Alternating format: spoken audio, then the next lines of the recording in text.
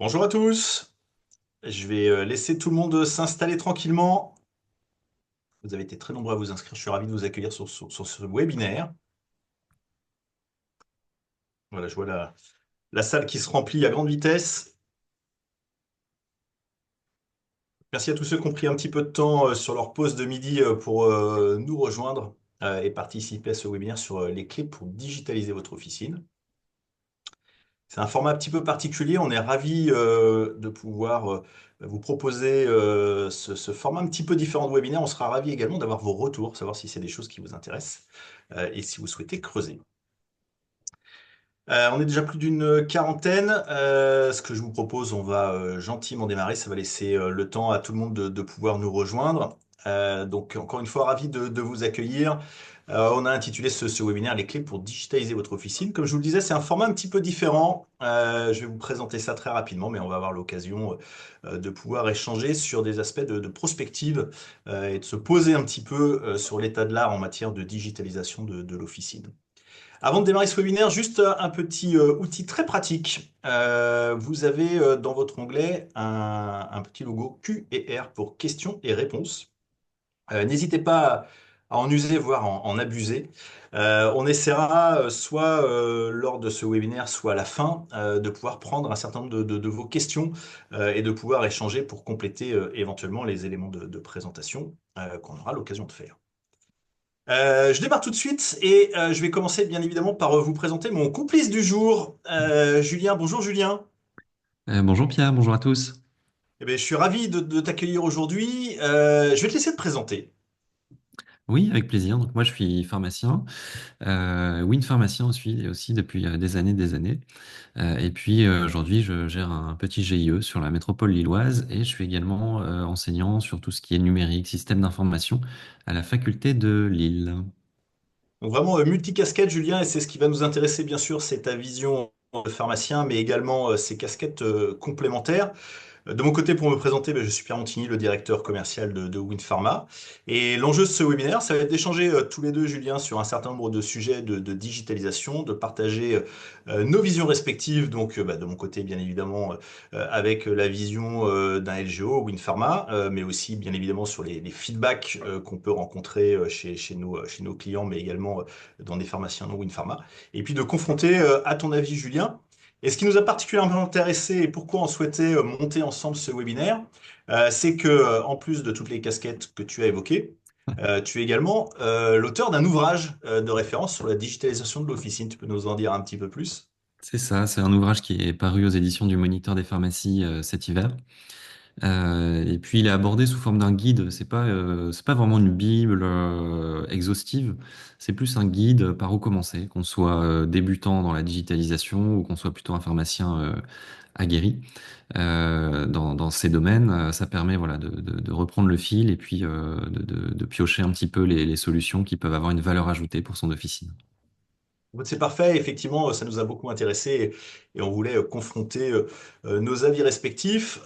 Pour bah, tous les pharmaciens qui assistent à ce webinaire, n'hésitez pas à flasher le petit QR code. Vous pourrez vous procurer cet ouvrage. Je vous propose de commencer. Alors, on s'est donné un petit cadre pour pouvoir effectivement être constructif sur cet échange. Donc, je vous propose le déroulé suivant. On va bien sûr évoquer rapidement c'est quoi la digitalisation, parler du contexte économique, parler des enjeux autour de la digitalisation pour l'officine d'aujourd'hui. Et on a décidé de faire trois zooms sur la partie communication, sur la partie solution logicielle, bien sûr, et puis sur les équipements. Et on conclura en ouvrant un petit peu, en ouvrant un petit peu nos chakras sur ce que pourrait être l'avenir de la digitalisation de l'officine. Et puis, bien sûr, encore une fois, toutes vos questions sont les bienvenues. Ceci étant, je vous propose de démarrer et avec une question qui est toute bête et qui peut paraître anodine. Julien, c'est quoi la digitalisation? Oui, alors la digitalisation, c'est un anglicisme, hein, un petit peu fourre-tout, c'est-à-dire que on va digitaliser, on a l'impression que c'est un petit peu l'Eldorado. Donc la digitalisation, c'est assez large, on va englober tout ce qui est les outils, qu'ils soient physiques ou ou dématérialisé à base d'informatique. Donc ça peut être l'ordinateur, ça peut être des étiquettes électroniques, ça peut être un site internet. Voilà, parce que le pharmacien a toujours su évoluer avec son temps et intégrer les différentes technologies. Donc voilà, c'est un champ qui est vraiment très très large, la digitalisation. Oui, je te rejoins, c'est souvent fourre-tout, tu l'as dit. On va essayer d'y voir un petit peu plus clair aujourd'hui et puis surtout peut-être aussi dessiner quelques priorités. Avant de rentrer dans le vif du sujet, peut-être reposer le contexte économique, pourquoi la digitalisation est un enjeu. Et quand on a travaillé ensemble à la préparation de cet échange, il y a un chiffre moi qui m'a marqué, et j'aimerais bien que tu puisses réagir là-dessus. On estime, je crois, qu'aujourd'hui, 25% du chiffre d'affaires d'une officine se fait à marge zéro. C'est ça, c'est ça. Donc ça, c'est donc si vous clôturez vos bilans au 31 décembre, vous avez tous dû, je pense, avoir eu vos bilans 2024 et alors avoir la surprise ou pas, hein, puisque c'est une tendance quand même depuis quelques années, depuis le Covid, du chiffre d'affaires sans marge. Donc on parle de 25, 30, parfois 35% du chiffre d'affaires d'une officine qui est concerné par les fameux produits chers. Donc c'est voilà, ce sont des produits qui prennent une part de plus en plus importante dans les chiffres d'affaires des pharmacies françaises. Et puis paradoxalement, bah, ce chiffre, il rapporte rien, c'est-à-dire que c'est pas un chiffre qui va rapporter de la marge. Et en regard de ce chiffre sans marge, on a des charges, hein, évidemment qui augmentent. On peut parler de la masse salariale qui a augmenté aussi depuis le Covid, avec les augmentations du point, les augmentations de salaire, avec la pénurie, etc., les déremboursements, voilà. Et puis toutes les tâches, hein, on demande de plus en plus aux pharmaciens de faire des missions supplémentaires qui sont pas forcément rémunérées ou mal rémunérées. Et puis oui, il y a les ruptures de stock qu'on peut citer, puisqu'une rupture de stock, c'est une perte de chiffre d'affaires hein, pour la pharmacie. Donc effectivement, le contexte économique aujourd'hui de la pharmacie se tend. Et donc voilà, on voulait aborder la digitalisation comme un levier pour en réponse à cette tension un petit peu économique. C'est parfait, c'est tout à fait clair. Alors effectivement, ben, on a une partie de la réponse entre guillemets. Pourquoi se digitaliser? Et en l'occurrence, on a grosso modo trois grands axes qu'on va partager ensemble. Et j'aimerais ta réaction là-dessus. La première des choses qu'on identifie, nous, quand on est en officine ou également côté LGO, c'est rendre la pharmacie attractive. Oui, tout à fait. Alors, rendre la pharmacie attractive, ça, on le voit. Les étudiants sont bien sûr, on a tous été étudiants, hein. On préférait effectivement aller faire des stages ou travailler dans une pharmacie où les tâches rébarbatives, voilà, il y avait de la technologie. Hein, c'est beaucoup plus intéressant parce que on va le voir après. Ce sont les tâches un petit peu les moins qualifiées, les plus répétitives qu'on va automatiser. Donc, rendre la pharmacie attractive pour notre équipe, mais aussi pour le patient. Oui, tout à fait, surtout dans un contexte de tension de ressources, c'est effectivement un enjeu majeur. Deuxième enjeu identifié, c'est ben, assez logiquement devenir plus efficient au quotidien. Bien sûr, parce qu'on va automatiser des tâches qui n'ont pas de valeur ajoutée. Le pharmacien doit être au comptoir, accompagner ses patients. C'est là qu'il a la plus forte valeur ajoutée, je pense. Et puis bien sûr, le troisième triptyque, tu l'as évoqué tout à l'heure, c'est d'améliorer le parcours de soins, l'expérience patientèle, donc là vraiment centré patient. Oui, tout à fait, parce que la pharmacie évolue dans un écosystème qui est bien plus large que la pharmacie, c'est-à-dire que les patients qui rentrent dans nos officines vont dans d'autres commerces. Et donc, effectivement, ils sont habitués un petit peu à ces nouvelles technologies. On l'a vu avec les QR codes qui se sont largement démocratisés avec les tests Covid, etc. pendant le Covid. Euh, voilà, les patients sont habitués à des expériences. Alors, on cite souvent le terme omnicanal. Donc, c'est-à-dire de pouvoir réserver des choses sur Internet, de pouvoir trouver sa pharmacie sur Internet, de pouvoir peut-être avoir une file d'attente dans la pharmacie, d'avoir des systèmes d'encaissement, etc. automatisés. Donc, il faut que la pharmacie évolue avec son temps voilà, pour effectivement améliorer l'expérience du patient. Oui, on le voit dans ce que tu évoques, on est très loin de l'image gadget d'une digitalisation, mais vraiment pour le coup sur des enjeux majeurs de l'officine actuelle et puis probablement de son évolution. Tout à fait, oui, personne n'a envie de faire la queue pendant 45 minutes dans une pharmacie, pas plus que dans des grandes enseignes. Donc, il faut adopter ces évolutions technologiques au service du patient. Parfait, ben, je propose de rentrer dans le cœur du sujet pour rendre ça un petit peu plus Claire, on a arbitrairement regroupé trois grandes catégories de la digitalisation. La première des choses, c'est les outils numériques. On va parler de modernisation de la communication, de l'information, de la relation patient. Le deuxième item, et bien sûr, ça nous parle tout particulièrement chez WinPharma, des solutions logicielles pour automatiser les tâches quotidiennes, optimiser la gestion, renforcer la sécurité, etc., etc. Et puis le troisième item, qui est peut-être le plus simple à aborder parce qu'on a tous beaucoup plus de facilité à voir comment se matérialise un écran digital ou des étiquettes électroniques. On va parler bien sûr de l'équipement matériel pour transformer cette fois-ci physiquement l'espace de l'officine, améliorer le confort de l'équipe, mais aussi côté patient. Et on le verra, il y a quelques petites subtilités également dans l'équipement matériel pour optimiser bien sûr tout ça dans le cadre du fonctionnement de l'officine. Alors, ce que je propose, si ça te convient, Julien, c'est qu'on commence par parler de la communication numérique. Et alors, moi, spontanément, quand on parle de communication numérique, je pense que, comme tout le monde, génération des années 80, on pense au site Internet. Voilà, brique numéro une. Est-ce que tu peux nous en dire un petit peu plus aujourd'hui sur l'état de l'art, entre guillemets, des sites Internet au sein de l'officine? Oui, alors le site internet, comme tu l'as dit, effectivement, c'est souvent on commence par là, c'est-à-dire on se dit, oula, je vais me lancer un peu dans le numérique, je vais faire un site internet. Alors paradoxalement, c'est un élément important, mais pas le plus important. On verra après quelque chose, la première brique. Le site internet, c'est peut-être la deuxième. Effectivement, c'est très important aussi, et c'est assez vaste, c'est-à-dire que le site internet peut regrouper plusieurs choses. Donc la première chose, ça va être le site vitrine. Le site vitrine, c'est important. C'est un site qui va juste présenter rapidement la pharmacie, son emplacement, ses horaires d'ouverture, les services proposés à l'officine, et puis éventuellement comment contacter l'officine, donc avec un formulaire de contact, un mail, un téléphone, etc. Donc le site vitrine, il est facilement réalisable, soit par soi-même, soit effectivement par des agences. On a des agences spécialisées, même en pharmacie, qui réalisent ces sites vitrines. Et puis, ou par un développeur indépendant. Vous avez forcément des développeurs web pas loin de chez vous qui peuvent vous faire un site internet pour pas trop cher.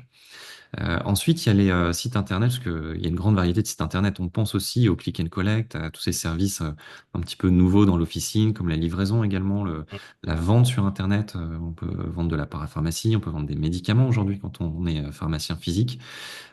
Donc ça, ce sont des solutions qui sont un petit peu plus élaborées. Je pense qu'il faut avoir une véritable stratégie, puisque créer un site va demander déjà des ressources et ça va coûter plus cher, hein, tout simplement. Et donc, s'il n'y a pas une stratégie derrière de vraiment se développer sur Internet, ça va un petit peu être des ressources qui seront gaspillées. Euh, et puis souvent, c'est les groupements hein, qui proposent Hmm. ce genre de site.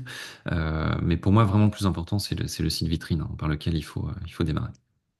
Je te rejoins tout à fait, Julien. Il y a un enjeu que tu as bien mis en lumière, c'est de réfléchir ça comme un élément intégré à l'officine. Donc, il va y avoir un investissement et alors, peut-être potentiellement une consommation de temps. Et c'est là aussi où, en tant que LGO, on doit apporter des solutions aux pharmaciens. Donc, typiquement, WinPharma propose des passerelles pour pouvoir connecter le LGO au site Internet. Et l'enjeu n'est pas de se rajouter via la digitalisation une brique administrative supplémentaire, mais bien de faire fonctionner ça dans un écosystème avec une bonne compréhension de ce que ça va transformer dans le quotidien de l'officine.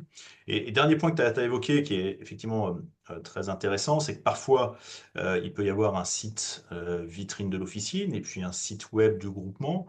Je connais la réponse, en tout cas j'ai une idée d'une réponse, mais est-ce que pour toi c'est quelque chose d'incompatible ou est-ce qu'au contraire c'est des choses qui peuvent cohabiter et qui ont du sens pour l'officine?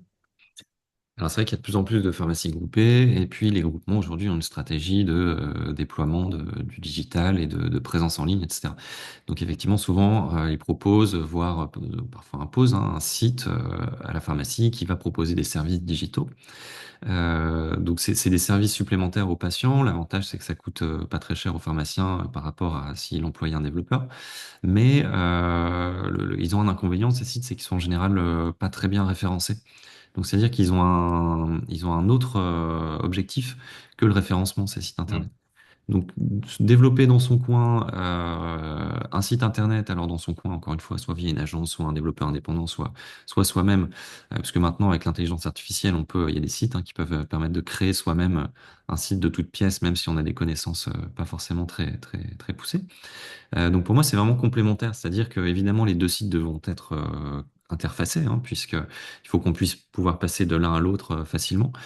Mais le site vitrine a vraiment un objectif d'augmenter le référencement naturel, donc c'est-à-dire la capacité des moteurs de recherche à pouvoir mettre en évidence sa pharmacie, puisqu'on va juste voilà, parler de présentation, de mots-clés pour présenter sa pharmacie, et c'est pas du tout incompatible, bien au contraire. Ouais, bah, c'est très clair. Alors, tout à l'heure, tu nous as teasé un petit peu en nous disant, et pourtant c'était notre première diapo, le site internet, et tu nous as dit, en fait, ça vient en numéro 2. Donc, qu'est-ce qui vient en numéro un d'après toi? Quels sont les enjeux numéro un en digitalisation que doit adresser le pharmacien pour sa communication? Oui, paradoxalement, on pense au site vitrine, mais c'est pas la première chose sur lequel les patients qui recherchent votre officine vont tomber. La première interface, ce sera pas ça, ce sera pas le site internet. La première interface, ce sera la fiche Google Maps. Donc, on voit une petite stat qui est que 97% des recherches mobiles se font sur Google. Pensez un petit peu quand vous allez au restaurant ou vous cherchez un endroit pour sortir, vous sortez votre smartphone et puis vous tapez dessus. C'est également la même démarche pour les patients qui sortent de chez le médecin ou qui cherchent une pharmacie. Donc l'intérêt, c'est évidemment d'augmenter ce qu'on appelle le référencement naturel, donc c'est-à-dire qu'un patient qui est à côté de chez vous tombe sur votre pharmacie plutôt qu'une pharmacie éloignée, puisque vous serez juste à côté. Donc, comment on fait ça? Évidemment, ça se travaille. Donc, il faut mettre la main sur sa fiche Google Maps. Si elle appartient à quelqu'un d'autre, il faut réclamer la paternité. S'il n'y a pas de fiche Google Maps, ce qui est quand même très rare, puisque Google maintenant les crée automatiquement, bah, il faut la créer soi-même. Et puis, il va falloir connecter un petit peu ces services à cette fiche Google Maps pour augmenter sa visibilité. Mais voilà, faut commencer par là. La fiche Google Maps, c'est vraiment euh, tout le monde ici, on est pas mal, on est 74. On doit avoir 74 pharmaciens qui ont la main sur leur fiche Google Maps. C'est vraiment par là qu'il faut commencer. Oui, le type, c'est intéressant, c'est gratuit, en l'occurrence. C'est 5 minutes ou 10 minutes de temps, et on peut tout de suite avoir un levier d'efficience dans la visibilité en ligne de son officine.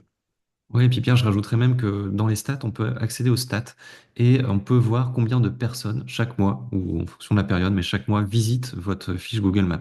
Et vous serez surpris par le nombre de visites. Ce sont des visites qui se chiffrent parfois en centaines de milliers. C'est-à-dire que c'est comme si vous aviez 100 000 patients qui passent devant votre vitrine. C'est phénoménal. Donc c'est vraiment quelque chose Ne pas à, négliger. ouais, à ne pas négliger.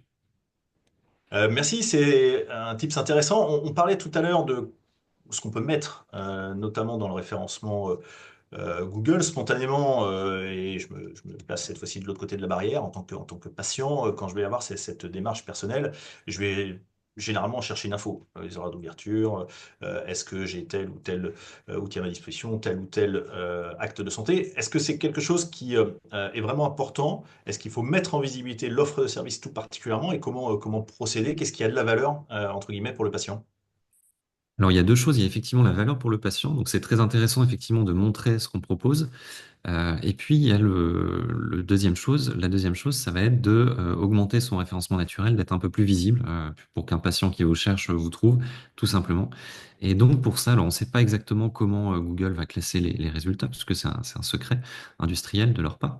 Mais voilà, on sait ce qui peut agir quand même dessus. Donc, connecter les différents services que vous proposez à votre fiche Google Maps, donc c'est-à-dire vous avez un site vitrine l'indiquer sur votre fiche Google Maps. Vous avez un agenda en ligne où on peut prendre rendez-vous, il va falloir l'indiquer également, que vous proposez de la téléconsultation, les différents services, etc. Il faut les communiquer pour vos patients, comme tu le disais, Pierre, et également pour Google, pour qu'ils puissent, entre guillemets, raccrocher les wagons de votre pharmacie et qu'ils trouvent que c'est intéressant de vous mettre en avant pour le nombre de services que vous proposez.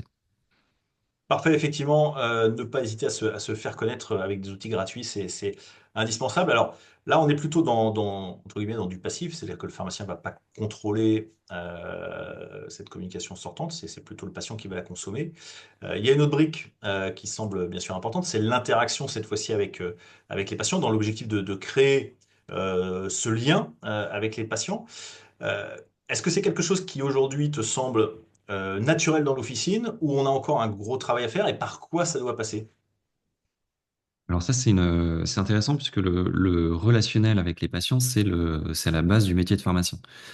C'est-à-dire que c'est ce que les pharmaciens font tous les jours. On ouvre le rideau de l'officine, on va avoir du relationnel avec les patients et c'est quelque chose qui est en général bien maîtrisé. Par contre, ce qu'on imagine moins, c'est que le patient qui quitte l'officine a toujours besoin d'informations, d'échanges. Alors, il y a le volet légal aussi, évidemment, hein. On rentre dans le cadre du code de déontologie, c'est-à-dire qu'on ne parle pas de sollicitation de clientèle, par exemple. On ne va pas aller chercher des patients en communiquant activement auprès d'eux. Mais par contre, garder le lien, ça peut être d'informer un patient allergique qu'on a reçu son antihistaminique puisque bah, il sera très content de pouvoir venir chercher sa commande rapidement. Et si on a reçu par exemple la commande du grossiste qui a livré un petit peu en avance, donc ça on peut le faire via les SMS. Les SMS, alors tout le monde déteste recevoir des SMS publicitaires bien sûr, mais si c'est pour un médicament, les patients en général sont ravis qu'on les prévienne de manière personnalisée comme ça. Un deuxième lien aussi qu'on peut maintenir à distance, c'est via la gestion des avis Google. Alors ça, c'est fondamental puisque ça va aussi rentrer dans le référencement naturel, donc la capacité qu'aura Google à vous mettre en avant, dont on parlait juste avant. Donc répondre aux avis, c'est important, c'est-à-dire que ça montre à Google que vous prenez du temps pour soigner votre image. On parle beaucoup de Google évidemment puisque ils sont en quasi situation de monopole, hein. On parle pas des autres moteurs de recherche, même si c'est aussi important. Donc répondre aux avis, surtout les avis négatifs, bien sûr, ne répondez pas à chaque avis positif en disant merci, ça ne sert pas à grand-chose, mais chaque avis négatif doit être répondu et il y a des règles pour répondre à ces avis. C'est assez codifié, c'est-à-dire qu'il ne faut pas entrer en conflit, il faut rester assez généraliste et puis proposer des solutions, beaucoup d'empathie comme on le fait au comptoir. Et puis enfin les réseaux sociaux. Alors les réseaux sociaux, on pense que c'est souvent indispensable. C'est-à-dire que longtemps on a dit il faut créer les réseaux sociaux, c'est important, etc. Alors c'est important effectivement d'avoir des pages pour pouvoir encore une fois les ajouter sur sa page Google Maps et puis faire des ramifications comme ça. Mais pour moi, passer du temps sur les réseaux sociaux aura vraiment un intérêt si on a une réelle valeur ajoutée. Donc on a cité un compte qui est très connu maintenant des pharmaciens, il y en a d'autres, et puis il y a aussi des pharmaciens moins connus mais qui montrent l'envers du décor. Donc ça plaît beaucoup aussi de montrer un petit peu ce qui se passe derrière le comptoir. Donc les réseaux sociaux, il faut y passer du temps. Voilà, si vous avez en interne des collaborateurs que ça intéresse et qui ont un talent pour ça, et si vous pouvez vraiment ajouter une valeur ajoutée comme voilà, montrer l'envers du décor, ça s'intéresse beaucoup les patients. Oui, ce que j'en comprends, Julien, puisqu'on a un peu deux catégories dans ce qu'on vient de présenter. Il y a bien sûr des choses qui sont très factuelles. On parlait d'alerter voilà, avec un SMS le patient dont le produit est arrivé. Et chez Winpharma, bien évidemment, c'est des solutions qu'on propose, y compris qu'on propose en automatique. Donc là, on voit tout de suite le levier de gain de temps, d'efficacité, de qualité de service rendu aux patients, y compris en dehors de l'officine. Sur les deux autres sujets, là, cette fois-ci, c'est plutôt le pharmacien qui va devoir consommer un peu de temps. Et ce que j'en comprends, c'est que c'est du temps sur lequel il va falloir être à l'aise pour la partie réseaux sociaux. Il faut que ça ait du sens. C'est-à-dire que là encore, on est plutôt dans une réflexion de stratégie de communication et être certain que si on y va avec entre guillemets un plan. Exactement, surtout pour les réseaux sociaux, puisque ça n'a pas de sens d'alimenter des réseaux sociaux si ça ne vous intéresse pas, si vous publiez des choses qui sont pas forcément très intéressantes pour les patients. Par exemple, des promotions, publier des promotions sur les réseaux sociaux, c'est pas le Hmm. type d'audience qu'on Pas recherche. l'intérêt. On doit créer une communauté autour. Ça peut être plusieurs axes, hein. Ça peut être humoristique, ça peut être encore une fois les backstage, ce qui se passe derrière le comptoir. Et puis, oui, encore une fois, les avis Google, c'est vraiment méthodique. C'est-à-dire que j'en parle un petit peu dans le livre, mais il y a aussi enfin, il y a plein de ressources sur Internet. Répondre à un avis Google, c'est fondamental et ça répond à des règles très très strictes. C'est-à-dire qu'il faut suivre vraiment une trame voilà, montrer au patient, premièrement, qu'on a compris sa remontée, puisqu'en fait, il n'a pas fait la remontée à l'officine, il va la faire sur Internet, et surtout que les patients qui vont lire cet avis puissent comprendre la source du conflit et se faire une image positive, on l'espère, de votre retour auprès de ce patient.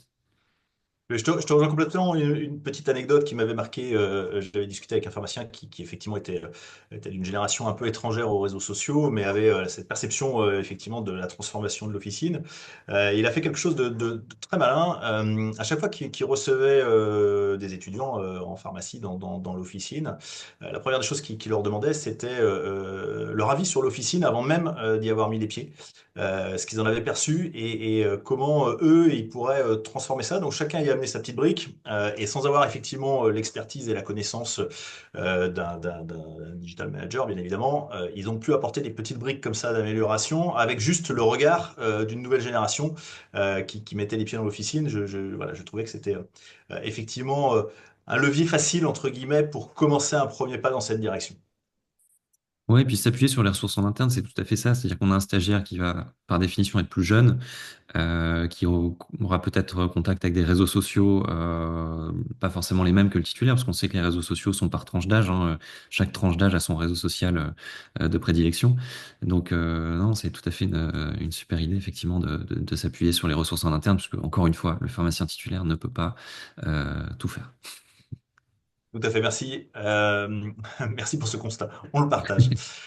Je propose d'évoquer avec toi un deuxième item, bien évidemment, c'est ce que peuvent apporter les solutions logicielles. Alors, juste pour préciser, quand on va parler de solutions logicielles, on va bien sûr parler du cœur de réacteur aujourd'hui de l'officine, qui est le LGO, WinPharma entre autres, bien sûr, mais aussi ponctuellement des solutions logicielles qui vont venir compléter, se greffer et s'ajouter. Euh, alors, quand on parle de solutions logicielles, on veut parler bien sûr d'automatisation des processus de l'officine. Qu'est-ce que le logiciel, qu'est-ce que les logiciels peuvent apporter pour simplifier un processus? Et peut-être avant de rentrer un peu plus dans le détail, je pense qu'il est vraiment important de partager tous un constat. C'est qu'aujourd'hui, le pharmacien, c'est pas un métier, c'est 15, 16, 17, 18 métiers différents et qui vont toucher à des sujets extrêmement variés. Euh, Tous avec des sensibilités personnelles qui sont forcément un petit peu différentes. Et il faut arriver à faire tenir tout ça dans une journée officinale. C'est quelque chose que tu rencontres, toi, Julien, dans tes feedbacks et dans ta vie professionnelle également de pharmacien? Oui, alors on le voit, bon, si on peut citer les nouvelles missions évidemment, où chaque c'était hier ou avant-hier, hein, on a le Premier ministre qui a encore ajouté des nouvelles missions qui pourraient s'ajouter aux missions actuelles. Donc le métier de pharmacien évolue. Ça serait intéressant de retrouver. J'étais pas là à la création de Windpharma, mais enfin j'étais né quand même, mais de retrouver la version 1.0 de WinPharma. Donc, à mon avis, qu'est-ce qu'il devait y avoir comme fonction? C'est l'encodage des factures, parce qu'à l'origine, les LGO ont été créés pour faire des factures à destination de la sécurité sociale. Ils ne servaient pas à autre chose. Et aujourd'hui, on voit que les LGO sont de véritables couteaux suisses avec bah oui, la digitalisation. En fait, on va mettre dans un outil informatique, tout un tas de tâches administratives qui sont chronophages et qu'on va pouvoir retrouver. Ouais. C'est indispensable pour libérer du temps patient. Écoute, on te rejoint complètement chez Winpharma et c'est cette vision qu'on porte. Le LGO doit être là pour quelque part être relativement transparent, mais réalisé de façon automatique. Tout ce pourquoi le pharmacien n'a pas une valeur ajoutée directe et lui permettre de se recentrer là où il y a de la valeur ajoutée.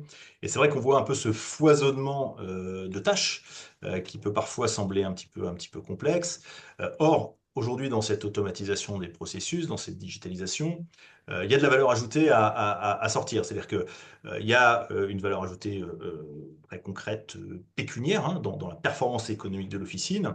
Mais il y a également un item qu'on a évoqué tous les deux ensemble au démarrage de cet échange, c'est l'attractivité de l'officine. Déjà, pour le titulaire, je pense en lui-même, pouvoir alléger sa charge mentale, pouvoir se recentrer sur certaines actions, et également pour son équipe officinale, bénéficier, avec encore une fois l'automatisation de certains processus chronophages, de temps et d'énergie à consacrer à des choses à plus forte valeur ajoutée. Est-ce que c'est de ton côté une tension que tu as perçue quand des pharmaciens ont échangé avec toi sur la digitalisation ou quand tu es en face de tes étudiants en faculté? Est-ce que c'est des stress? Est-ce que c'est des choses qui sont exprimées? Bah, en fait, oui, mais on parle d'attractivité. On a l'attractivité pour la pharmacie, on a même l'attractivité de la filière, hein. On sait qu'aujourd'hui, la pharmacie, la filière pharmacie rencontre une crise d'attractivité où bon, différents leviers sont imaginés hein, pour re-rendre les études de pharmacie attractives et évidemment le métier de pharmacien attractif. Donc, si on n'a pas des solutions à proposer pour effectivement sortir un petit peu de ces tâches, parce que aujourd'hui, on a des titulaires qui n'arrivent plus à mettre un pied jusqu'au comptoir parce qu'ils sont sous l'eau en termes de gestion administrative. Donc, pour moi, c'est vraiment un enjeu majeur, donc que ce soit pour l'attractivité, pour la rentabilité de sa pharmacie aussi, puisque si le titulaire passe son temps dans son bureau, comment donner de l'énergie aux équipes, comment manager les équipes, le métier de pharmacien, je pense que vous avez tous fait ici le métier de pharmacien pour son sens humain. Comment donner du sens à ce métier si on ne passe plus de temps avec l'humain, mais à faire des tâches administratives. Donc, bien sûr, ouais, c'est vraiment central, je pense, beaucoup plus large que l'officine. On parle vraiment de l'attractivité au sens global, de recherche de sens, de se dire pourquoi on fait un métier? Est-ce qu'on fait un métier pour de la technique, pour des tâches techniques, ou est-ce qu'on fait un métier qui a du sens pour aider les autres et se tourner vers les autres et vers son patient? Je te rejoins tout à fait. Alors, moi, ça m'amène quand même à me poser une question. On l'a évoqué tout à l'heure quand on parlait de communication externe, etc. Aujourd'hui, à travers les fonctionnalités de son LGO, à travers des solutions éventuellement externes, il y a pléthore de possibilités. Est-ce que le pharmacien doit aujourd'hui, entre guillemets, se dire, il me faut tout et il faut que je fasse tout en même temps parce que je vais forcément être gagnant pour moi, pour mon équipe à moyen terme? Ou est-ce que pour toi, là aussi, il doit y avoir une stratégie peut-être adaptée à la typologie d'officine, peut-être adaptée à sa tension la plus forte. Comment tu vois les choses? Alors moi, je pense il y a deux types, c'est-à-dire qu'on parle soit du logiciel, soit du matériel. Pour moi, le logiciel, la digitalisation et les automatisations évoluent. Donc plus on prend de l'avance, plus on sera, alors j'ai envie de dire tranquille, puisque à terme, tout ce qu'on voit à l'écran, ce sera digitalisé. Donc pour moi, il faut vraiment tout digitaliser, peu importe la taille de l'officine, etc. Pour le matériel, c'est différent, puisque le matériel, on va trouver des solutions pour des problématiques qui vont être différentes en fonction de l'officine. Par contre, un agenda, c'est indispensable pour l'organisation de l'officine. Quand c'est en papier, c'est moins pratique que quand c'est digital, puisque on sait, on rentre chez soi, on sait plus, est-ce que je peux conduire mon deuxième enfant chez le médecin ou est-ce que je dois être là à l'ouverture parce que j'ai pris rendez-vous pour vacciner? Si on est chez soi, on peut digitaliser, on sait qu'on a rendez-vous, on consulte son agenda. Si on note sur un agenda papier à l'officine, bon, bah, ce sera la surprise. Est-ce qu'on m'a pris des rendez-vous ou pas en arrivant directement? Donc pour moi, si on parle vraiment de ces tâches administratives, tout doit être digitalisé. Même les factures, on peut citer les factures aussi, hein. Les factures, vous savez qu'il y a une obligation de factures dématérialisées. Alors je pense que Tout c'est au à fait, 1er janvier 2026, si je dis pas de bêtises, hein, c'est au 1er janvier prochain. tout à Euh, fait. Ça a été reporté, reporté, et puis là, ça y est. Donc pour moi, faut vraiment s'impliquer là-dedans. Alors ensuite, pour la deuxième partie de la question qui est est-ce qu'il faut tout prendre de front? Je ne pense pas. Évidemment, il y a des priorités La puisque question était orientée. voilà, toutes ces tâches n'auront pas la même valeur ajoutée. Je pense qu'on peut parler des commandes, par exemple. Les commandes, c'est peut-être ce qui a le plus de valeur ajoutée et ce qui est peut-être le plus facile à automatiser. Alors, facile, ça demande un petit peu de travail, mais en tout cas, la valeur ajoutée sera la plus importante. Puisque enfin, moi, je connais hein, beaucoup de pharmaciens et moi-même, ça a été un stress également pour moi de se dire, est-ce que quand ce n'est pas moi qui passe la commande, est-ce que ce sera bien fait? Donc on peut pas partir en vacances, on quitte l'officine un peu plus tôt. Est-ce que on va bien commander ce qu'il faut, etc. Est-ce qu'on va pas commander des produits donc ça, la gestion des commandes, c'est vraiment un point par lequel commencer, qui va déjà tranquilliser l'esprit du pharmacien, puisqu'on sait que la commande sera bien passée, donc elle sera passée et elle sera bien passée. Un automatisme, ça fait pas d'erreur, contrairement à l'humain, qui va pouvoir faire des erreurs. On va gagner du temps. Et puis, il y a aussi les ruptures. Donc ça, c'est un peu un argument nouveau qui n'existait pas avant. On va pouvoir commander plus souvent des produits qui sont en rupture. On va pouvoir commander des équivalents, ce qui ne sera pas forcément le cas quand c'est manuel. Donc l'automatisation des commandes, pour moi, effectivement, ce serait à mettre en haut de la pile des choses à automatiser. Je te rejoins, je ne vais pas dire le contraire, bien évidemment, puisque WinPharma a été le premier logiciel il y a maintenant plus de 5 ans, 6 ans même, à avoir mis sur le marché un processus d'automatisation complet et intelligent de la partie commande. On est encore aujourd'hui la solution la plus avancée, la plus complète, et c'est des solutions qui évoluent continuellement. Elles sont aujourd'hui, voilà, on ne parle pas d'expérimentation, on parle de produits de masse, hein. C'est des solutions qui sont accessibles facilement, et tu as mis des guillemets sur le côté facilement, Mm. facilement en officine. En tout cas, les 2500 pharmacies WinPharma qui l'utilisent ont des gains énormes, mais on a aujourd'hui quelque chose qui est complètement normé, processé pour accompagner le pharmacien dans ce déploiement. Et tu l'as dit, et c'est peut-être effectivement un bon axe, hein, de se dire bah, quels sont mes ordres de priorité par gain de temps associé, par confort associé, etc., etc. Et c'est clair que bah, la partie back-office, le process de commande, reste aujourd'hui, je pense, la tâche la plus chronophage, très haut dans la liste du pharmacien. La deuxième des choses que je voudrais évoquer avec toi, avec un focus un petit peu plus spécifique, c'est si le back-office et les commandes notamment, et bien sûr consommateurs de temps, et qu'on a aujourd'hui des solutions, notamment dans WinPharma, pour des automatisations très poussées. Il y a un autre enjeu majeur de temps à consommer, d'efficience à consommer, c'est bien sûr le comptoir qui est le cœur du métier du pharmacien. Et là aussi, des solutions arrivent pour accompagner le praticien. Tout à fait. Alors, bon, globalement, il y a deux phases, hein. C'est-à-dire qu'on est au comptoir, on va avoir la phase chercher les médicaments et puis la phase encodage, entre guillemets, dans le LGO. Donc, la phase d'aller chercher le médicament, robotisation, évidemment. Et puis, il y a la phase d'échange avec le patient et d'encodage de la facture qui, pour l'instant, il y avait peu d'automatisation possible. Donc, il y avait quand même quelques automatisations, pardon. On peut citer par exemple la proposition d'un générique, lorsqu'on saisit un générique ou un groupe Princeps. On peut citer aussi, par exemple, tout ce qui est les pilules du lendemain, ou les tests Covid, ou les choses comme ça, où on a des facturations qui sont un petit peu assistées, où on va avoir quand même des champs qui vont se remplir automatiquement. Voilà. Mais c'est vrai que il y a un réel manque de ce côté-là, qui est les technologies aujourd'hui le permettent de pouvoir automatiser, assister en tout cas à la délivrance du pharmacien, pouvoir avec l'intelligence artificielle. On peut citer le promis aussi, le promis, se dire que on va passer 20 minutes à aller chercher une boîte dans une étagère. Est-ce qu'il n'y a pas de meilleure solution de se dire qu'on va stocker le promis dans le robot et puis bah, pendant que le promis arrive directement, on ne bouge pas de son comptoir, on va pouvoir faire autre chose, donc soit avancer sur une autre délivrance, soit peut-être prendre un retour du patient, comment s'est passé le début du traitement, etc. Donc l'automatisation du comptoir, effectivement, après celle du back-office, ce serait peut-être la deuxième pierre à très grosse valeur ajoutée, hein.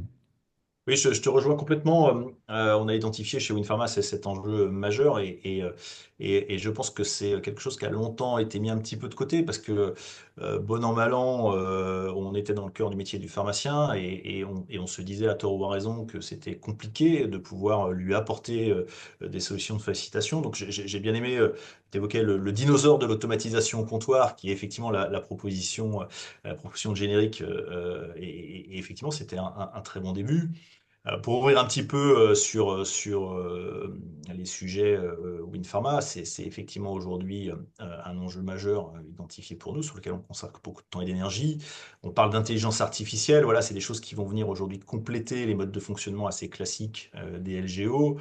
WinPharma, avec WinPrescription, va être en capacité de proposer aux pharmaciens d'être assistés dans sa délivrance. Donc, quand on dit assister, pour nous, l'enjeu n'est pas de contrôler ce que fait le pharmacien et lui dire c'est bien, c'est pas bien. Il est vraiment de prendre le sujet en amont de la délivrance et de lui faire une proposition de délivrance automatisée, hein, basée sur les historiques du patient, basée sur ses stocks, basée sur les interactions médicamenteuses, et permettre au pharmacien, bien sûr, ensuite d'exercer son expertise, et ce qui n'enlève pas, bien sûr, derrière le double contrôle d'ordonnance. Et cette gestion automatique de promis que tu as évoquée, c'est effectivement aujourd'hui quelque chose de possible dans Win Pharma. Et on comprend bien dans ce que tu évoquais que tout ça permet en fait de relever la tête de son clavier, d'éviter d'aller se disparaître en back-office alors que le patient est en face de nous, et que tout ça est vraiment contributif de la relation au patient. Mais au-delà de ça, et c'est un enjeu que tu as évoqué tout à l'heure, c'est également un élément je pense, de sécurisation et d'attractivité de l'officine pour l'équipe officinale, parce que je reprends mon exemple, je suis étudiant et t'en as plusieurs dizaines en face de toi chaque jour. Ça peut être très intimidant de démarrer en officine. Et quand la solution logicielle a la capacité à vous accompagner dans la délivrance, je pense qu'on a une rassurance qui est très forte. Et du coup, on modernise bien sûr pour le patient, mais aussi pour l'équipe officinale pour améliorer son confort au quotidien. C'est quelque chose que tu ressens aussi comme attendu de la part des équipes officinales? Alors bizarrement, c'est au contraire. Je pense que c'est quelque chose qui est très attendu des pharmaciens titulaires, mais des étudiants et des équipes au final, pas forcément parce que c'est toujours la peur d'être remplacé. On en parle beaucoup avec l'intelligence artificielle, mais on va être remplacé, etc. Moi, je voudrais poser une question, c'est est-ce que sélectionner précisément, donc en étant concentré sur son écran, c'est-à-dire qu'on ne fait pas autre chose, on ne discute pas avec son patient, que Madame Michu prend telle marque, telle boîte jaune dans l'historique pour importer cette boîte-ci et pas une autre. Est-ce que ça a vraiment une valeur ajoutée? Est-ce qu'on pourrait pas euh, rapprocher directement les besoins du patient avec son historique et que la boîte soit proposée? Euh, je pense que encore une fois, c'est pas de la valeur ajoutée. Tout ce dont on parle là, donc l'analyse de l'historique du patient, réimporter les mêmes boîtes. Enfin, c'est pas ça c'est pas ça le sens du métier de pharmacien. Donc oui, je pense qu'il y a une certaine appréhension puisque on sait pas trop de quoi on parle pour l'instant, hein. Pour moi, voilà, le pharmacien est là pour prendre un retour du patient. Comment se passe votre traitement? Quel est votre problème? Comment adapter une solution technique, quel médicament à la problématique du patient et de sa pathologie. C'est très clair. Je vais me permettre, juste avant d'évoquer les équipements, peut-être de prendre deux questions. Une question pratico-pratique de Frédéric sur le déploiement qu'on a évoqué de Win Prescription. On a un objectif de déploiement massif de cette solution, hein, c'est-à-dire très concrètement de permettre aux pharmaciens d'accéder à ces solutions d'accompagnement au comptoir avec les intelligences artificielles à horizon de cet été. Et pour répondre à Frédéric, c'est effectivement un sujet qui est complexe dans le sens où on se rend compte, et je pense que tu l'as vécu aussi Julien, que quand on commence à mettre les doigts, entre guillemets, dans cette mécanique de délivrance au comptoir, on se trouve très rapidement avec des ramifications très variées, en fait, de situations extrêmement variées. Et bien évidemment, il faut que la solution puisse répondre à l'ensemble de ces ramifications, puisque si on apporte une brique partielle, bah, c'est peut-être l'inverse de ce qu'on souhaite, à savoir simplifier un processus, l'automatiser, le digitaliser, qui va se mettre en place. C'est-à-dire que l'outil peut générer des contraintes si il n'intègre pas l'ensemble du périmètre. Et ça, je pense, c'est toujours un enjeu à vérifier quand on va digitaliser un process ou une solution. Ouais, J'ai une peut-être pour aller. question de Christophe Burel. Julien, on va remonter un tout petit peu dans la partie solution de comptoir pour parler de la partie agenda de vaccination. On l'évoquait, on peut aujourd'hui digitaliser des agendas de vaccination et Windpharma intègre une brique native. Ce que nous en dit Christophe dans le chat, c'est que c'est parfois quelque chose qui peut être très compliqué avec des créneaux de réservation qui doivent souvent être revus parce que il y a des variations d'effectifs, parce que il y a le fameux lapin posé par le patient, parce qu'il y a des non-éligibilités, etc., etc. Comment on peut améliorer, de ton point de vue, cette sécurisation du prise de rendez-vous? Est-ce qu'il y a une martingale? Est-ce qu'il y a un tips caché pour enfin résoudre ces enjeux?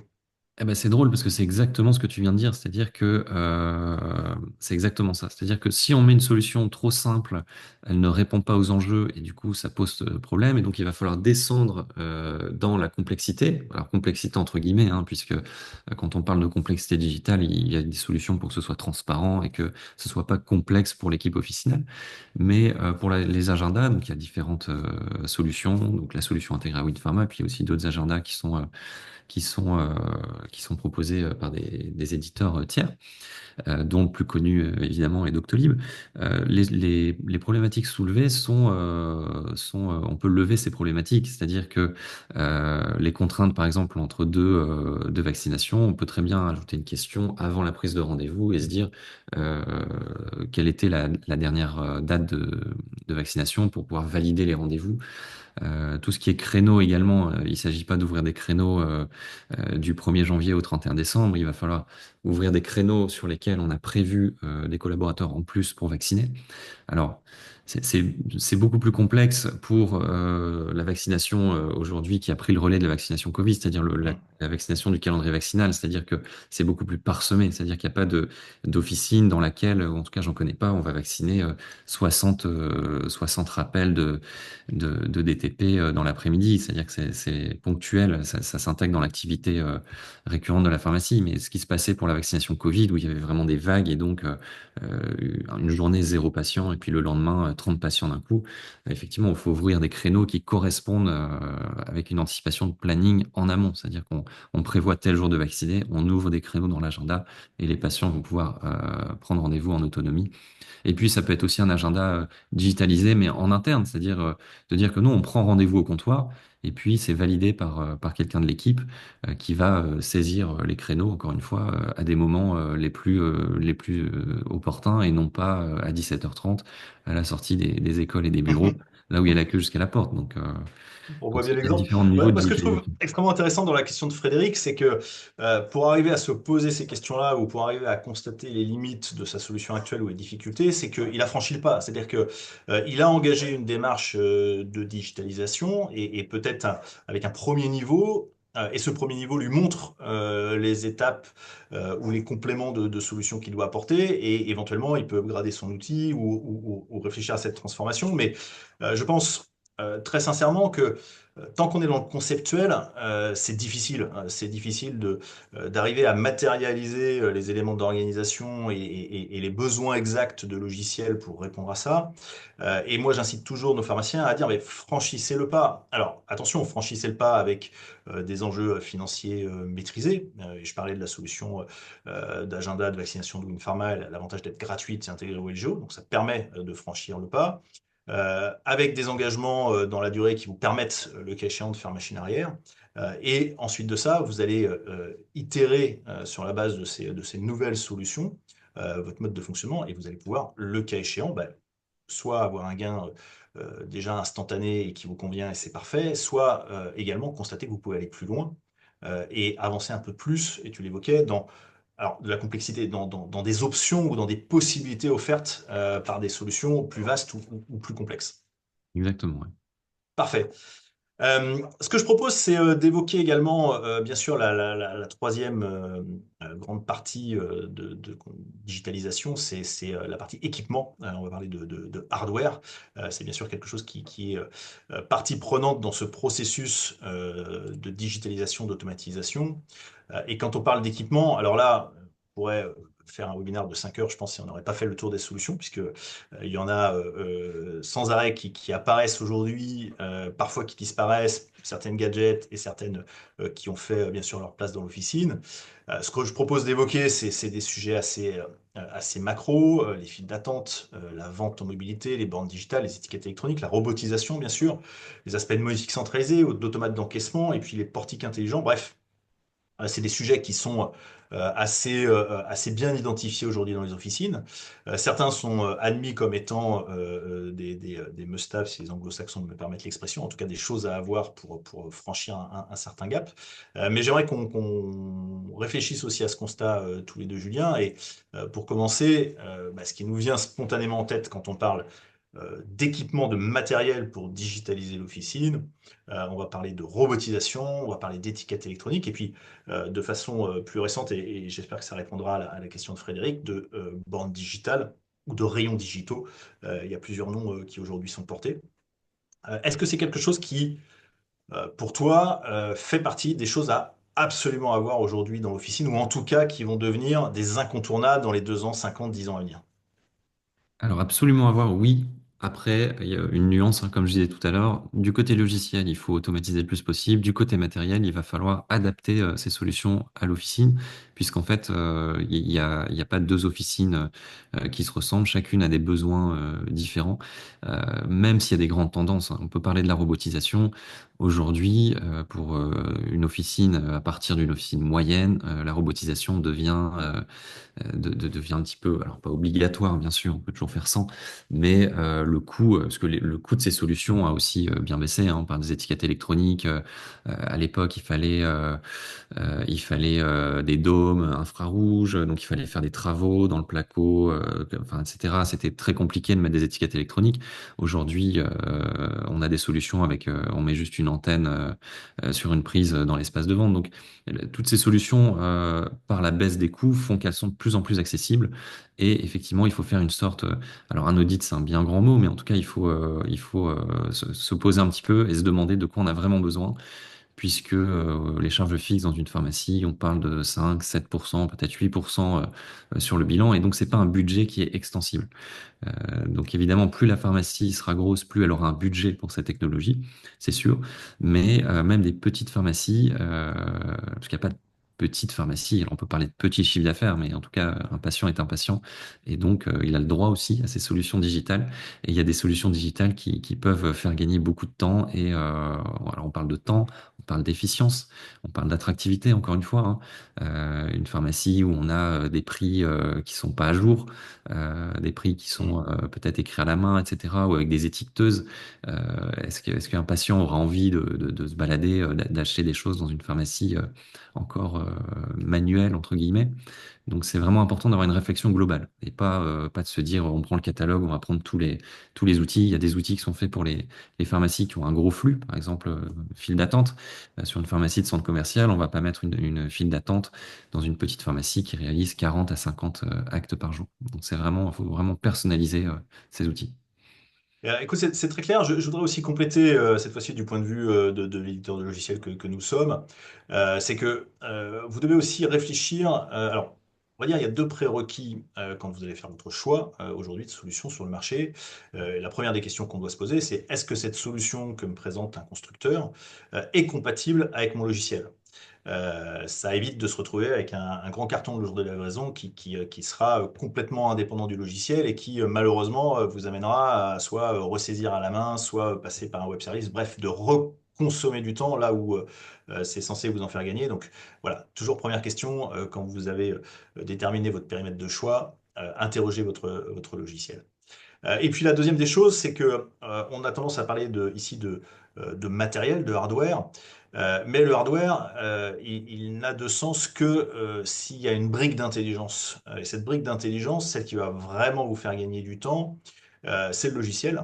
Et donc de la même façon, une solution d'étiquette électronique qui affiche un prix, on voit tout de suite l'intérêt, bien évidemment, c'est de ne pas refaire à la main chaque changement de prix parce que l'étiquette va être connectée à la base de produits de WinFarm en l'occurrence, mais une étiquette électronique qui vous permet d'animer des plans de merch, d'optimiser la rentabilité, d'avoir une vision des stocks disponibles en dehors du rayon, etc., etc.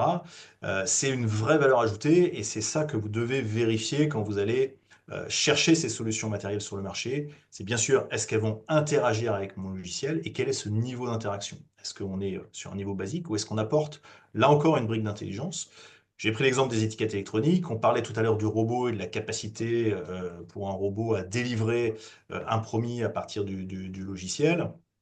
Dans l'exemple ici, on parlait des bornes digitales. Ça va me permettre de répondre à la question de Frédéric.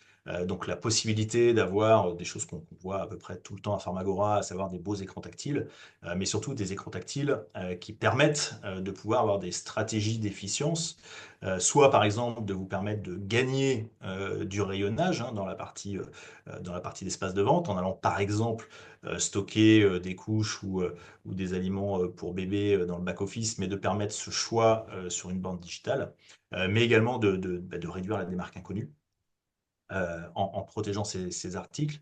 Donc on est vraiment, je pense, et c'est important sur un duopole, est-ce que ce matériel, effectivement, comme tu l'évoquais, ben, apporte de la valeur ajoutée à mon officine avec un bon calcul économique. Et derrière ça, est-ce que ben, ça me permet éventuellement d'aller plus loin et d'aller développer effectivement aussi mon attractivité. Voilà, je pense que c'est vraiment deux enjeux à garder pour le matériel et particulièrement vrai en robotisation, en étiquette électronique ou en borne digitale. Oui, oui, tout à Euh, fait. Je pense que, par exemple, si on prend l'exemple si ma problématique, c'est la masse salariale, c'est-à-dire que je suis dans un endroit reculé, il n'y a pas de faculté à proximité, je n'arrive pas à recruter, bah, évidemment, on va parler de robotisation, on va parler d'étiquette électronique.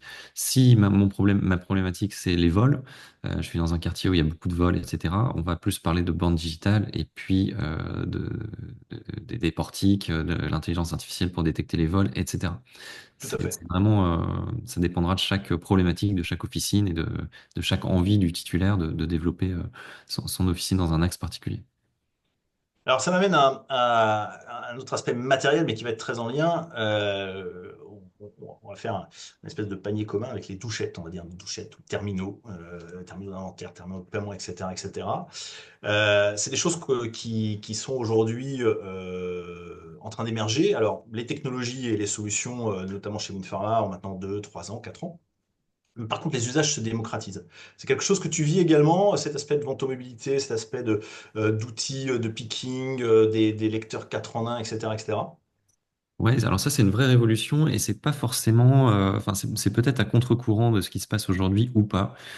Puisque depuis ces dernières années, on voit qu'il y a beaucoup alors je sais pas comment on dit en français, mais d'auto-encaissement. C'est-à-dire qu'il y a beaucoup de grandes enseignes qui font de l'auto-encaissement, les caisses automatiques en supermarché, etc.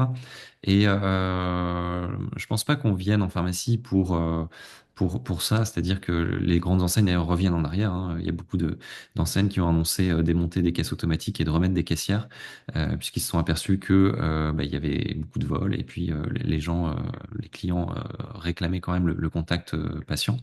Donc effectivement, ces douchettes, elles sont un petit peu le couteau suisse aujourd'hui de l'officine. Elles permettent non seulement moi j'ai connu les vieilles douchettes euh, qu'on mettait sur des socles qui marchaient pas en Wi-Fi, hein, donc il fallait bien la connecter. Et puis les connecteurs, au bout de quelques années, ça marchait plus. Enfin c'était assez étrange. Aujourd'hui, on a des douchettes qui permettent de faire plein de choses. Donc on va pouvoir faire des inventaires directement dans les rayons, on va pouvoir faire des étiquettes électroniques directement dans les rayons. On va pouvoir encaisser dans le rayon, on va pouvoir. Donc on amène le pharmacien devant, plus proche du patient, encore une fois. Euh, et voilà, on parlait du sens du pharmacien auprès du patient. Ça permet de s'affranchir un petit peu paradoxalement, parce qu'on parle d'une évolution technologique et en fait qui va s'effacer pour la relation patient-pharmacien pour faire plus de choses sans avoir besoin d'un ordinateur. Donc ça, c'est plutôt très positif. Je te rejoins tout à fait. Alors, c'est pas moi qui vais trancher, bien sûr, le débat entre les tenants et aboutissants des caisses en libre service, bien évidemment. Notre rôle à nous étant pas d'arbitrer, hein, je pense que c'est le marché et le pharmacien qui nous donnera sa vision à moyen terme. Par contre, c'est certain que l'enjeu de Winpharma, bah, c'est de proposer l'accès à ces solutions. Tu l'évoquais, et je mets en visibilité deux choses qui sont aujourd'hui effectivement en pleine explosion. La première, c'est ce qu'on appelle la vente en mobilité, entre guillemets, c'est-à-dire des terminaux qui vont embarquer un mini Winpharma, en l'occurrence, et qui vont permettre de pouvoir réaliser la transaction dans l'espace de vente. Et ça, c'est vraiment, on est sur quelque chose qui est relativement anodin en termes de matériel, hein. On ne parle pas d'un robot à des milliers d'euros, etc., etc. On parle de quelque chose d'assez simple. Mais c'est fondamentalement une transformation de la relation au patient. Et puis, accessoirement, bien évidemment, des aspects d'efficience qui peuvent être des leviers extrêmement forts, hein. Certaines officines passent 200, 300, 400 transactions certains week-ends. Et vraiment, pour le coup, on est dans cette réflexion de où est la place du pharmacien dans sa relation au patient. Et c'est vraiment des outils qui peuvent permettre de créer des gaps de services perçus assez extraordinaires. Moi, j'ai souvenir d'un autre webinaire que j'avais animé avec un pharmacien et qui m'expliquait que son vigile disposait d'un de ces terminaux de vente mobile. Et quand la queue s'allongeait, il le dégainait et réalisait dans la file d'attente des transactions avec des patients qui étaient venus chercher une brosse à dents et dont le métro repartait. Et ce service perçu est extrêmement valorisant, bien sûr pour les gens qui ont gagné du temps, mais aussi pour les gens qui, eux, sont réellement dans la file d'attente pour avoir le conseil du pharmacien sur la délivrance de médicaments. Et puis le dernier représentant, je pense, de ces couteaux suisses, tu l'évoquais, c'est l'arrivée des QR codes, des cartes vitales digitalisées, etc., etc. Et bien évidemment, là, il y a un enjeu, non pas pour nous de rajouter encore une douchette, de remettre une connexion comptoir, voilà, d'avoir un tableau de bord de la NASA pour pouvoir recevoir le patient, mais cette capacité à intégrer dans la digitalisation de l'officine, bien sûr, ces enjeux de service. Et à titre d'exemple, chez Winpharma, on a déployé une solution 4 en 1 qui va permettre bien sûr l'encaissement, mais également l'ensemble des typologies de la lecture des typologies de cartes vitales, qu'elles soient physiques ou dématérialisées, qu'elles soient en QR code ou qu'elles soient en NFC. Donc voilà, c'est des solutions qui aujourd'hui sont disponibles. N'hésitez pas effectivement à creuser ces sujets. Il y a des leviers assez faciles, assez simples, de qualité au comptoir et de service patientèle. Et je voudrais terminer avec un dernier petit tour d'horizon de la partie matérielle. On parlait de sécurité très rapidement tout à l'heure. Euh, j'ai mis dans cette catégorie les portiques intelligents, les automates d'encaissement ou la motique centralisée et la détection des vols par intelligence artificielle. C'est des sujets que tu vois poindre de ton côté, Julien? Oui, encore une fois, il faut personnaliser hein, ces solutions aux problématiques locales et aux problématiques qu'on rencontre. Et c'est vrai que cette problématique de vol, c'est quelque chose qui explose depuis le Covid. On le voit dans le commerce traditionnel, on le voit évidemment, enfin vous le voyez en pharmacie. Hein, c'est quelque chose qu'on constate tous les jours. Il y a deux choses. Il y a la démarque inconnue, donc des personnes qui viennent dans l'officine pour voler. Il y a aussi la démarque inconnue interne. Il faut savoir que on estime à peu près 50% des vols qui sont réalisés en interne. Donc le fait d'automatiser la sécurité et de digitaliser la sécurité va permettre donc d'améliorer le parcours client, puisqu'en fait on parlait de l'encaissement 4 en 1, quand on va automatiquement de Winpharma ou d'un Géo envoyer un montant sur un TPE, bah c'est beaucoup plus simple et rapide que d'aller courir sur le dernier comptoir, de récupérer le TPE mobile, de le faire tomber par terre, de reclipser rapidement le cache de la bobine, ce qu'on a tous fait, et puis de le présenter au patient. Et puis le TPE est complètement cabossé parce que donc voilà, avoir un encaissement rapide, c'est quand même beaucoup plus qualitatif pour l'expérience patient. Et puis on va pouvoir gérer l'espèce aussi. C'est-à-dire que si on a une pharmacie qui génère beaucoup d'espèces avec beaucoup de parapharmacie, etc., bah, le fait de ne pas avoir à compter la caisse le soir, les remises en banque qui sont simplifiées, etc. Donc évidemment, dans une officine de quartier qui fait 95% de tiers payants, aucun intérêt. Et puis la détection des vols par intelligence artificielle, donc ça arrive. C'est pas idéal, attention, il n'y a aucune de ces solutions qui n'est idéale. On va utiliser une combinaison pour essayer de couvrir un petit peu la problématique du moment. La détection des vols par intelligence artificielle, c'est assez nouveau. Mais il y a des délais, c'est-à-dire qu'il y a des délais de traitement, mais c'est en cours d'évolution. Mais ça peut être un bon complément aux portiques anti-vol, puisque les portiques anti-vol, on sait aujourd'hui que, enfin, ça existe depuis des années, mais à moins d'avoir une bonne paire de baskets et savoir courir, malheureusement, il est trop tard quand ça sonne. Je rebondis là-dessus puisqu'on a une question de Monsieur Usan dans le chat. On parlait de portique intelligent, c'est-à-dire qu'aujourd'hui, des technologies de portique de détection évoluent aussi en intégrant peut-être des outils de détection de comportement, etc. Oui, alors il y a portique physique et portique virtuel, entre guillemets, c'est-à-dire que ça peut être une caméra qui va analyser quelqu'un qui passe dans une zone et qui va détecter des gestes suspects. Donc la caméra détecte une boîte en mouvement dans l'espace et puis d'un coup elle ne la voit plus parce qu'elle sera passée dans un sac ou dans un manteau. Donc là, il va y avoir une alerte. Les portiques, on peut parler de portiques intelligents aussi, puisqu'aujourd'hui les portiques en fait, on met des antennes sur les produits, et puis dès que l'antenne passe entre les deux portiques, ça se met à sonner. Les portiques vont aussi détecter les aimants, les sacs, les grandes quantités de sacs enduits d'aluminium, par exemple, qui sont destinés à mettre les produits à l'intérieur, à bloquer. Donc, les portiques savent détecter aussi de plus en plus de choses. Donc, encore une fois, c'est une combinaison de ces différents outils en fonction de la configuration de la pharmacie, des attentes de l'équipe, etc., qui va permettre de sécuriser. Mais en tout cas, il y a beaucoup de choses qui évoluent aussi sur le matériel au niveau de la sécurité. Vaste sujet en effet. Je pense que on peut peut-être s'acheminer vers la conclusion de cet échange, Julien. Je pense qu'on pourrait encore passer 2 heures ensemble. Mais ce qui m'intéresse très rapidement en conclusion de ce qu'on a vu, c'est quelle est ta vision de cette évolution et demain, concrètement, qui va se transformer. Petit jeu des pronostics, hein, si cette vidéo on la regarde dans 5 ans, on rira peut-être de notre vision des choses. Mais aujourd'hui pour toi, qu'est-ce qui va être la tendance forte du métier du pharmacien, d'évolution du métier du pharmacien, de la digitalisation du métier du pharmacien dans les années qui viennent?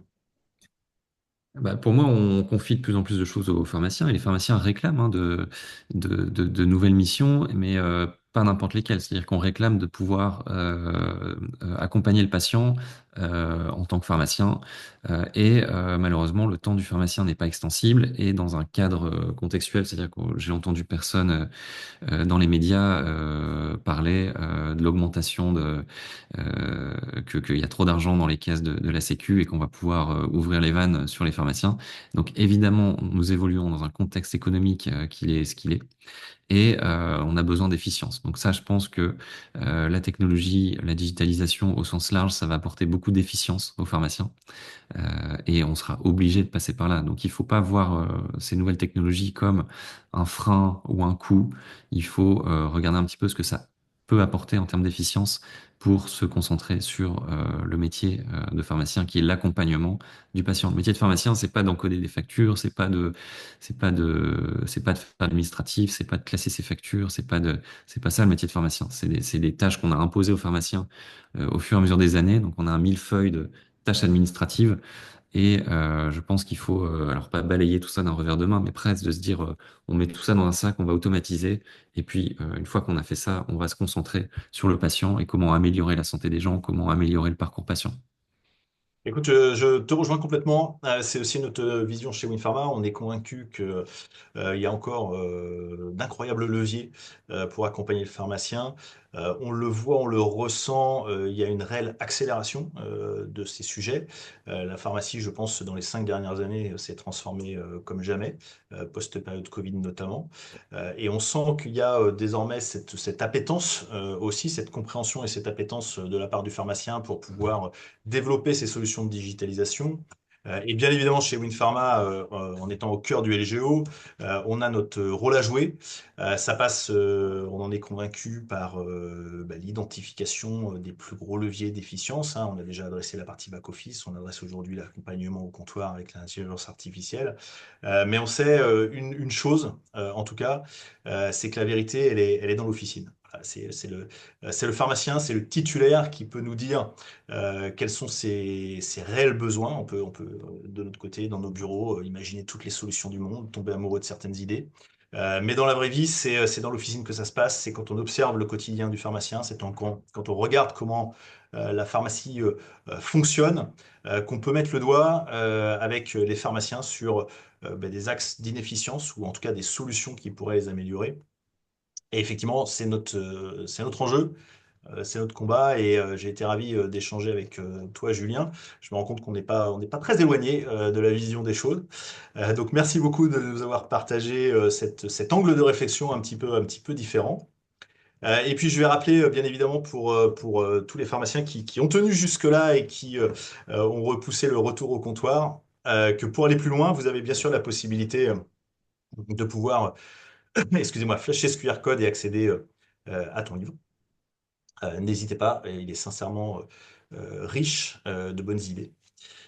Et puis de l'autre côté, vous trouverez bien sûr sur Winpharma tous nos contenus, un certain nombre d'intervenants, de webinaires, de solutions également pour aller plus loin sur les solutions WinPharma. Et enfin, suivez l'actualité. Vous trouverez entre autres probablement quelques extraits de cet échange.